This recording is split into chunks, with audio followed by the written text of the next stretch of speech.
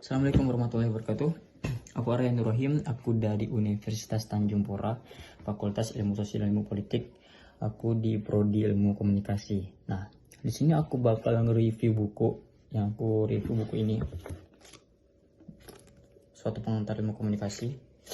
Jadi seperti ini covernya dan tebelnya segini.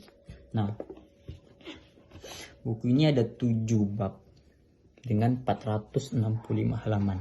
Ditulis oleh Profesor Deddy Mulyana MA PhD. Ya, beliau itu adalah seorang guru besar Fakultas Ilmu Komunikasi di Universitas Padjadjaran Bandung. Sedikit aku baca dari profil beliau udah banyak banget karya-karya beliau yang diciptakan itu seperti artikel populer dan ilmiah-ilmiah.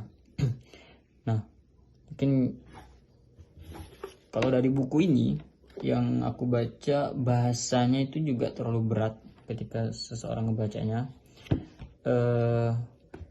tapi terstruktur.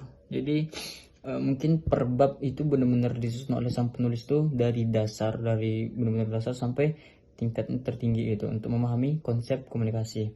Nah, tentang komunikasi, ya mengapa kita harus berkomunikasi? Sebenarnya itu apa sih komunikasi? Nah, komunikasi, kata Thomas M. Skidel, dia mengatakan bahwa komunikasi itu untuk memperkenalkan identitas diri kita kepada seseorang. Nah, disitulah terjadi suatu kontak sosial kepada seseorang. Bahkan juga belum mengutarakan di situ komunikasi dapat menghasut seseorang, ya, agar orang itu dapat merasa, berpikir, bahkan berperilaku sesuai dengan apa yang kita inginkan. Dan beliau juga mengatakan tujuan dasar komunikasi ini ya mengendalikan lingkungan fisik dan psikologis kita. Sedikit yang aku ingin sampaikan dalam buku ini adalah tujuan berkomunikasi. Nah, tujuan kita untuk berkomunikasi itu pengonsepan diri, ya. Konsep diri untuk mengetahui siapa diri kita. Nah, untuk mendapat informasi tentang diri kita itu hanya bisa melalui orang lain. Karena banyak hal yang kita lakukan itu tanpa kita sadari. Makanya kita perlu dari penilaian orang lain. Nah, itu untuk pengonsepan diri. Aku dapat kata-kata dari buku ini yang menarik, yaitu manusia tidak bakal sadar bahwa diri dia manusia kalau dia tidak ada komunikasi dengan manusia. Ya, kira-kira kayak gitu. Nah, selain untuk pengonsepan diri, komunikasi itu untuk eksistensi diri. Nah, ini disebut namanya aktualisasi diri. Tapi memang lebih tepatnya itu ada eksistensi. Ya, manusia itu ingin dianggap keberadaannya di lingkungan sekitar dia. Makanya itu adalah eksistensi. Perlunya komunikasi antar lingkungan sekitar.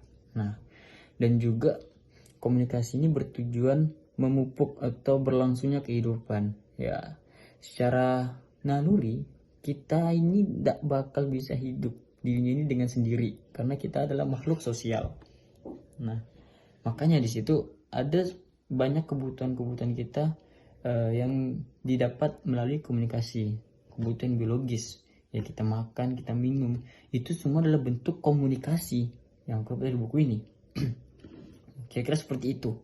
Dan dalam kita berkomunikasi ini sangat-sangat menarik, kawan. Jadi aku dapat sedikit ya kata-kata dari Edward T. Hall. Dia mengatakan bahwa budaya adalah komunikasi dan komunikasi adalah budaya.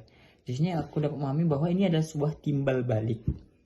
Jadi budaya itu diturunkan secara turun-temurun dari nenek moyang kita. Nah, untuk penyampaian budaya tersebut dari turun-temurun itu perlu adanya namanya komunikasi. Nah, di situ terbentuk, makanya beliau bilang adalah budaya adalah komunikasi, komunikasi adalah budaya. Dan untuk mengimplementasikan suatu budaya itu perlu adanya komunikasi. Ya, mungkin sedikit yang aku bisa jelasin di video kali ini. Yang disampaikan dari buku ini, saya undur diri. Terima kasih.